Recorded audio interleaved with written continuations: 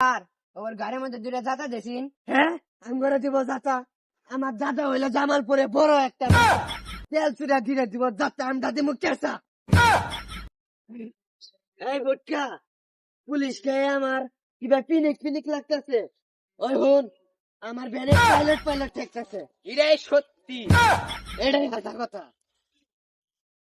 এই হাবিলদার, আমি দেখলে পেশায় গুছায় হামলা দিতে হবো, হামলা। স্যার এটা হামলা হবো না, মামলা হবে, মামলা। ওই বুটকো, রাস্তার মধ্যে যা আসছি। বুটকো, ওই বুটকো, আচ্ছা গাড়ি টুট আমি জাহাজ চালাই।